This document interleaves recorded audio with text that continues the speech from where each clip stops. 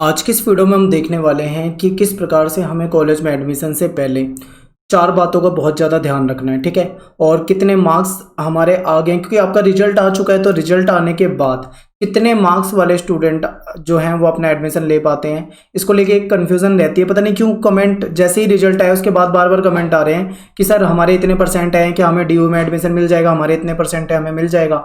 और फिर एक क्वेश्चन ये भी आ रहा है कि मार्क्स कैसे उसमें अपडेट करने हैं। जैसे मान लो स्टार्टिंग में आपने रजिस्ट्रेशन करा लिया था पर आपने मार्क्स नहीं डाले थे, पर अब आपका रिजल्ट आ चुका है तो अब आपको कैसे अपडेट करना है। बहुत सारे क्वेश्चन है, मैं आपको इस वीडियो में इन सब का जवाब दूंगा। वीडियो को ध्यान से देखें। सबसे पहले हम उन चार बातों पर डिस्कस करेंगे जो बच्चे स्टार्टिंग में नहीं सोचते हैं, एडमिशन करा लेते हैं और बाद में बहुत ज़्यादा पछताते हैं और फिर परेशान होते हैं कि सर काश हमें पहले पता होता या किसी ने बताया होता।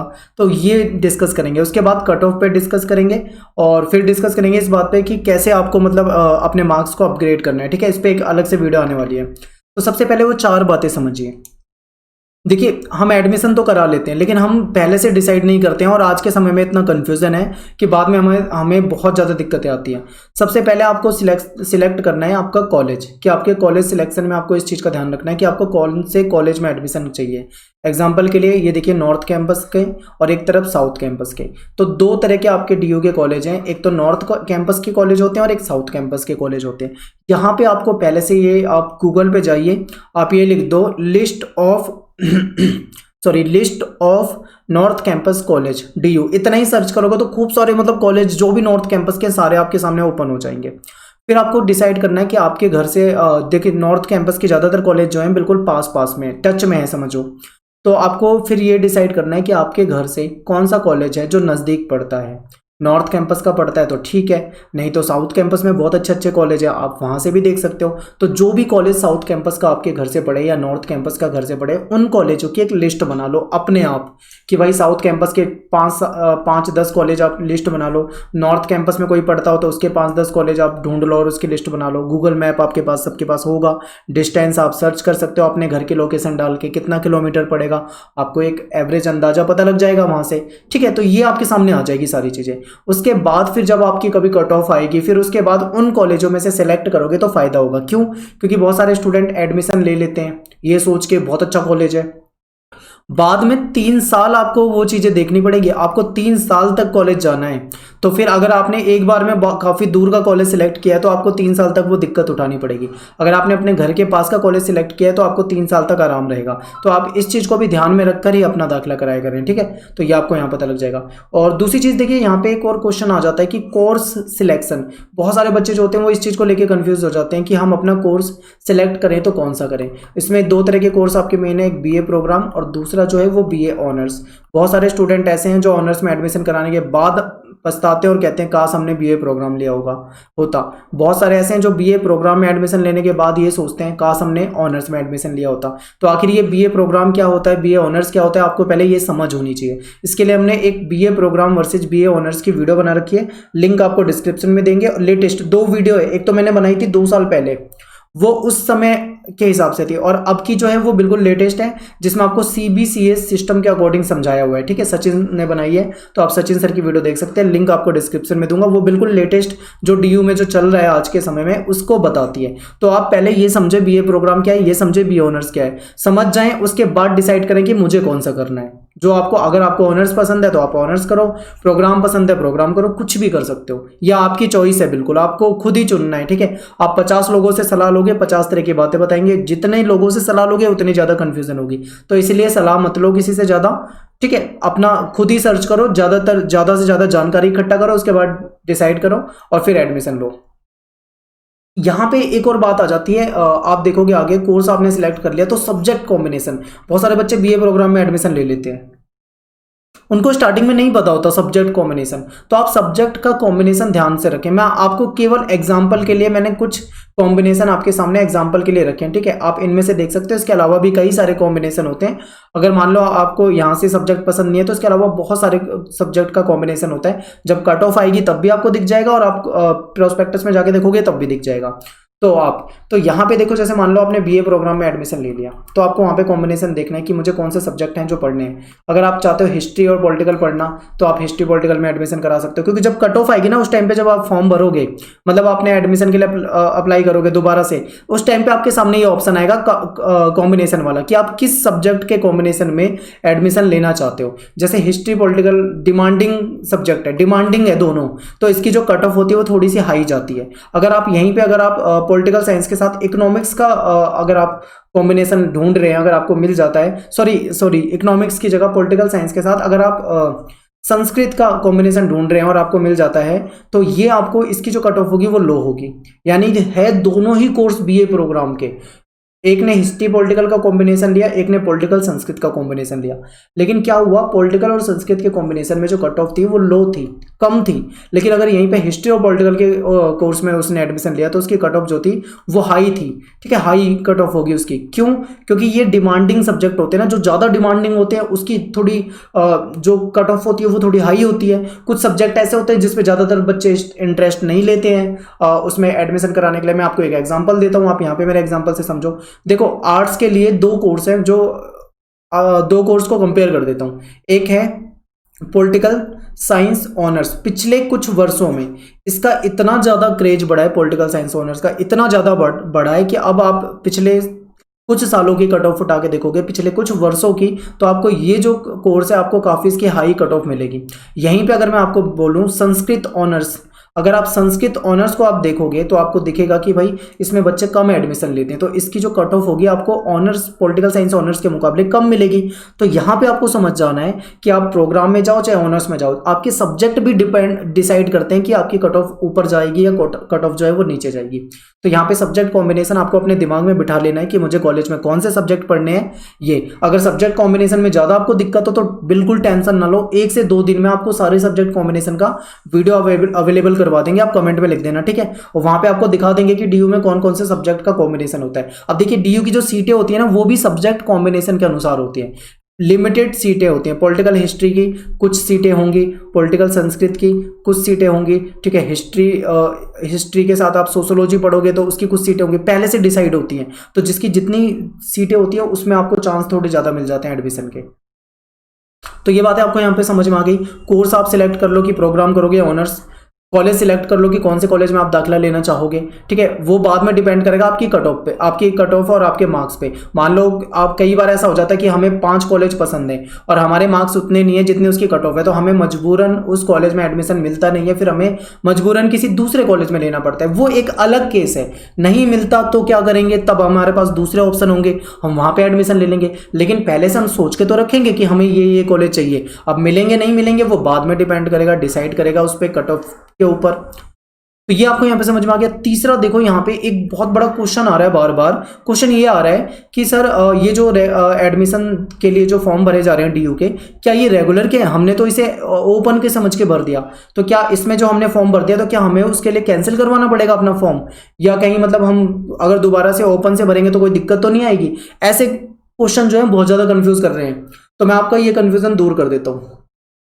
ये जो आपके फॉर्म भरे जा रहे हैं ना, जिसकी डेट बढ़ा दी गई थी 18 तारीख है आई थिंक इसकी लास्ट डेट, ये जो आपकी डेट बढ़ा दी गई थी ये थी आपके रेगुलर, अगर आप रेगुलर कॉलेज जाना चाहते हो उसके लिए, प्लस में एनसी वेब के लिए, ठीक है, प्लस में डीयू के ऐसे कोर्स जो कि कट ऑफ जो कि एंट्रेंस बेस होते हैं। कई सारे एंट्रेंस जैसे बीएलएड वगैरह होते हैं, इन सब के लिए, या फिर और भी कई सारे कोर्स होते हैं, इनके लिए ये फॉर्म है जो अभी भरे जा रहे हैं। अगर आप चाहते हो रेगुलर जाना आप भर सकते हो, नहीं भरा है तो आप भर सकते हो अभी भी।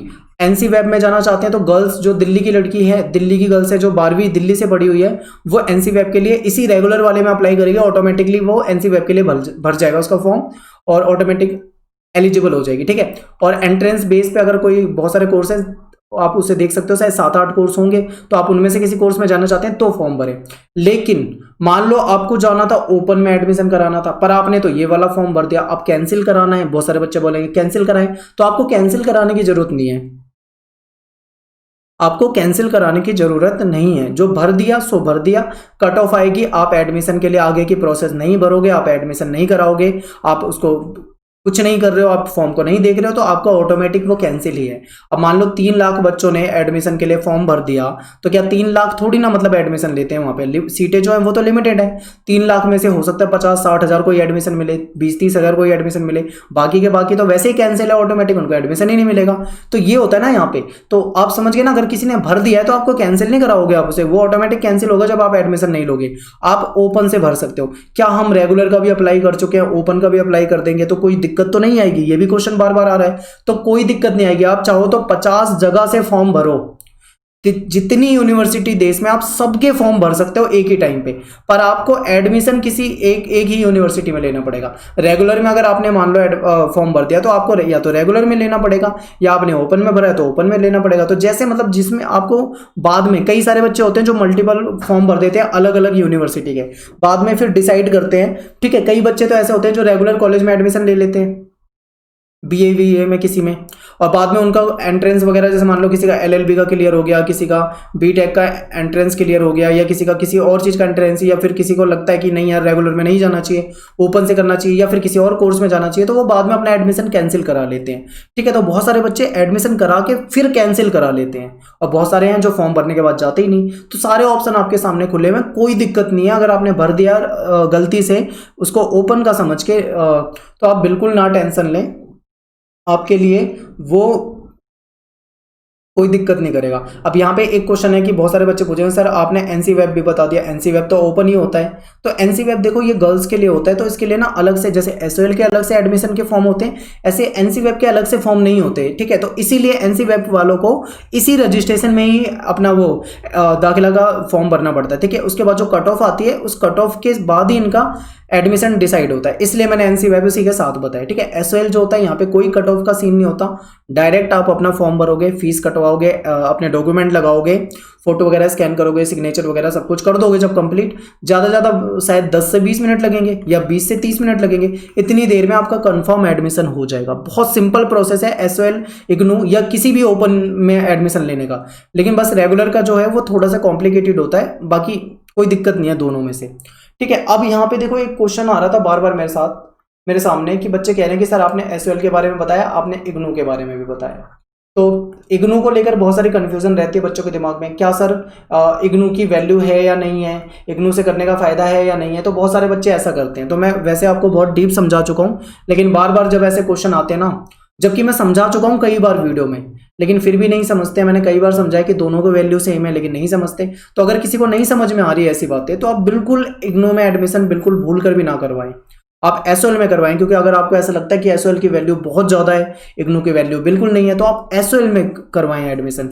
चॉइस जो होगी वो आपकी होगी, कोर्स जो होगा वो आपका होगा, पढ़ना जो होगा वो आपको होगा। ना तो मैं आपका पेपर मैं देने वाला हूँ, ना मैं आपके साथ कुछ करने वाला हूँ, ठीक है। आपको जो है वो आपको खुद ही करना है, अपना कोर्स आपको करना है। तो आप डिसाइड करो, मैंने आपको दोनों के बता दिए, आपको जो सही लगे वो करो, लेकिन बार बार ये वाले क्वेश्चन ना पूछा करो, ठीक है। तो ये यहाँ पे SOL और IGNOU का हो गया, कॉम्बिनेशन का हो गया, ये 3-4 चीज़ें बता दी। अब यहाँ पे एक क्वेश्चन जो आता है, बहुत ज़्यादा आता है कि सर मेरे 90% आए, क्या मेरे को एडमिशन मिल जाएगा, मेरे 80 आए, क्या मेरे को एडमिशन मिल जाएगा, मेरे 70 आए, क्या मेरे को एडमिशन मिल जाएगा। ये तो इस बात को ध्यान से समझ लें, कोई आपको ये नहीं कह सकता कि आपको एडमिशन मिल जाएगा या नहीं मिल जाएगा। क्यों नहीं कह सकते? क्योंकि डिपेंड करेगा कट ऑफ पर। आपकी जितनी परसेंटेज ज़्यादा होगी, आपके चांस उतने ही ज़्यादा होंगे। मान लो आपके 99% अगर मार्क्स हैं, तो जाहिर सी बात है आपको एडमिशन मिलेगा। आपके 98% मार्क्स हैं, तो जाहिर सी बात है आपको एडमिशन मिलेगा। लेकिन यहीं पे अगर आपके 75% मार्क्स हैं, तो कम चांस है, हो भी सकता है, नहीं भी हो सकता। आपके 60% मार्क्स हैं तो भाई बिल्कुल कम चांस है। आपके 50% मार्क्स है तो आपको बिल्कुल ही एडमिशन नहीं मिलेगा। आप समझ गए ना, जितनी ऊपर जाते हो उतने चांस बढ़ जाते हैं, जितना नीचे आते हो उतने चांस घट जाते हैं, ये होता है। अब दूसरी चीज़ क्या है, बहुत सारे बच्चे बार बार कन्फ्यूज रहते हैं। मैं आपको बता दूं कि कट ऑफ जो होती है एक नहीं आती, जैसे कट ऑफ है वो कई सारी आती है। कट ऑफ 1 पहली कट ऑफ आएगी, उसमें बहुत सारे कॉलेजों की कोर्स की कट ऑफ होगी। पहली कट ऑफ जो होगी वो हाई होगी, उसमें अगर आपको एडमिशन मिल जाता है तो बहुत अच्छी बात है। उसके बाद दूसरी कट ऑफ होगी, वो पहली कट ऑफ से थोड़ी सी कम होगी, उसमें एडमिशन मिल जाता है आपको तो अच्छी बात है। मान लो आपका फर्स्ट और सेकंड में नहीं आया, आप तीसरी कट ऑफ का वेट करो, तीसरी कट ऑफ में आ जाता है, अच्छी बात है। तीसरी में भी नहीं आता, फोर्थ का वेट करो, शायद 4 या 5 कट ऑफ आपकी आती है, ठीक है। इसके बाद अगर कोई सीट वेकेंट बच जाती है तो उसके बाद कॉलेज की अपनी आ सकती है अलग से, नहीं तो फिर आपकी ये जो इतने में ही आपके एडमिशन क्लोज हो जाते हैं क्योंकि सीटें भर जाती है, ठीक है। अब यहाँ पे क्या है, अब यहाँ पे कोई नहीं बता सकता कि कितने में एडमिशन होगा, तो क्योंकि एडमिशन जो होते हैं वो अलग अलग कॉलेज में अलग अलग कट ऑफ जाती है। जैसे कि मान लो टीयू के 20 कॉलेज हैं, तो क्या 20 कॉलेज में बीए प्रोग्राम की एक ही कट ऑफ होगी? सिंपल एक ही होगी? तो बिल्कुल नहीं होगी। अगर 20 कॉलेज है मान लो, उसमें ऑनर्स की सेम कट ऑफ होगी? बिल्कुल नहीं होगी। सभी कॉलेजों में अलग अलग होती है कट ऑफ। तो कुछ कॉलेज में कट ऑफ बहुत ज़्यादा होती है, कुछ कॉलेज में कट ऑफ एवरेज होती है, कुछ में कम होती है, हालांकि कम नहीं होती, मतलब नॉर्मली होती है। तो अब आपके जैसी आपके मार्क्स हैं, आपके 70 हैं, 80 हैं, 90 हैं, 99 हैं, जैसे आपके मार्क्स हैं उसी हिसाब से आपको कोर्स में और कॉलेज में एडमिशन मिलेगा। तो ये डिपेंड करेगा कट ऑफ पे। तो आप इसका कोई कुछ नहीं कह सकता है, तो आप अपने दिमाग से ये निकाल दें मेरा एडमिशन होगा या नहीं होगा। आप अपना रेगुलर का फॉर्म भरना चाहते हैं, रेगुलर में एडमिशन चाहते हैं, तो आप अपना फॉर्म भर दें। आगे डिपेंड करेगा कि आपकी कट ऑफ के अकॉर्डिंग आपको एडमिशन मिल पा रहा है या नहीं मिल पा रहा। ठीक है, तो ये चीज़ें आपको यहाँ पे ध्यान रखनी है। और 4-5 बातें मैंने आपको बताई है, जो इन चीज़ों पे जरूर विचार करना। जो भी बताया मैंने वीडियो में, इस पे विचार जरूर करें, सोच समझ लें, पहले से डिसाइड कर लें मुझे बीए प्रोग्राम करना है या बीए ऑनर्स करना है। पहले से डिसाइड कर लें घर के पास के कॉलेज में जाना है, कौन कौन से कॉलेज हो सकते हैं, या घर के दूर कॉलेज में जाना है। फिर डिसाइड कर लें कि आपका सब्जेक्ट का कॉम्बिनेशन कौन सा रहने वाला है, आप आगे कौन से सब्जेक्ट को आगे ग्रेजुएशन में पढ़ना चाह रहे हो। फिर डिसाइड कर लो कि और भी बहुत सारी चीज़ें अगर आपको लगती हो तो वो आप डिसाइड कर सकते हो अपने दिमाग में। ठीक है, सोच सकते हो। और मिलते हैं नेक्स्ट वीडियो में। Thanks for watching. सभी को जय हिंद, जय भारत।